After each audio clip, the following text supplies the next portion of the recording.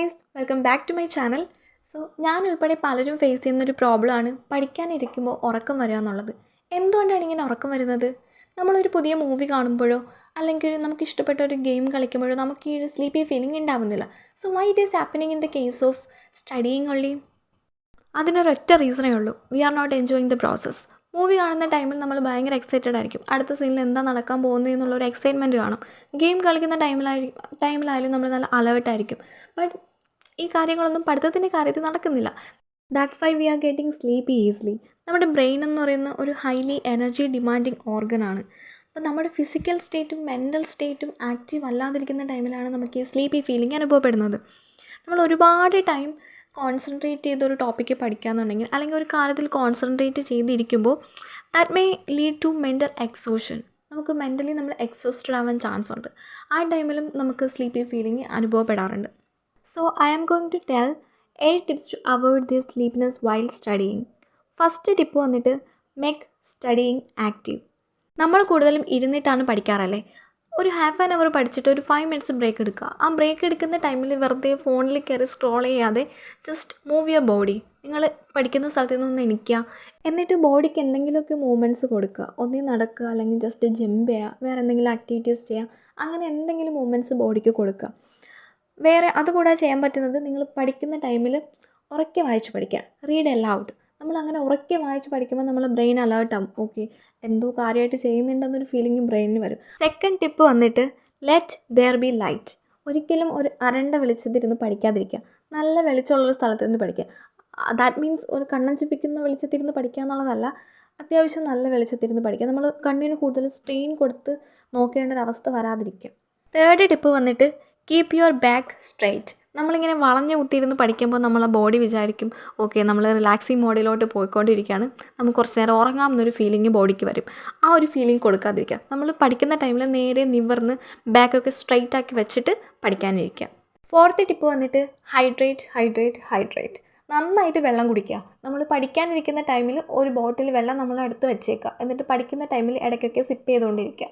നമുക്ക് ക്ഷീണം അനുഭവപ്പെടുന്നത് അല്ലെങ്കിൽ സ്ലീപ്നെസ് എന്ന് പറയുന്നത് sometimes a sign of dehydration. നമ്മുടെ ബോഡി ഡീഹൈഡ്രേറ്റ് ആകുമ്പോഴാണ് നമുക്ക് സ്ലീപ്നെസ് കൂടുതൽ അനുഭവപ്പെടുന്നത്.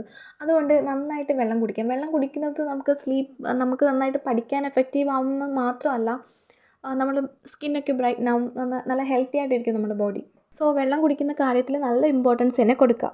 അഞ്ചാമത്തെ കാര്യം എന്ന് പറയുന്നത് don't forget to eat healthy food. Okay, junk food കഴിക്കുന്നതൊക്കെ മാക്സിമം അവോയ്ഡ് ചെയ്യാൻ ശ്രമിക്കുക. വല്ലപ്പോഴും കഴിക്കുന്നതിൽ കുഴപ്പമില്ല, but maximum try to avoid that.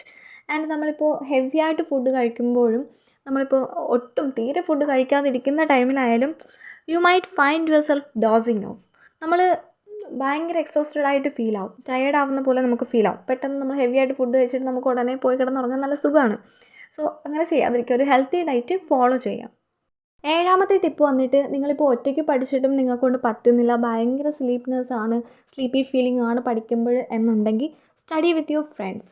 നമ്മളൊരു ഫ്രണ്ട്സ് ഗ്യാങ്ങിലിരുന്ന് ഗ്രൂപ്പായിട്ട് പഠിക്കുമ്പോൾ അത്രയും സ്ലീപ്പിനെസ് നമുക്ക് അനുഭവപ്പെടാറില്ല. എല്ലാവരും ആക്റ്റീവായിട്ടിരിക്കുന്ന ടൈമിൽ നമ്മളും ആക്റ്റീവായിട്ട് പഠിക്കും.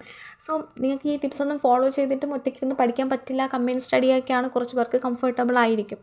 അങ്ങനെയുണ്ടെങ്കിൽ study with your friends. Last ടിപ്പെന്ന് പറയുന്നത് ഗെറ്റ് ക്വാളിറ്റി സ്ലീപ്പ്. ഇത് ഇമ്പോർട്ടൻ്റ് ആയിട്ടുള്ള ഒരു കാര്യമാണ്.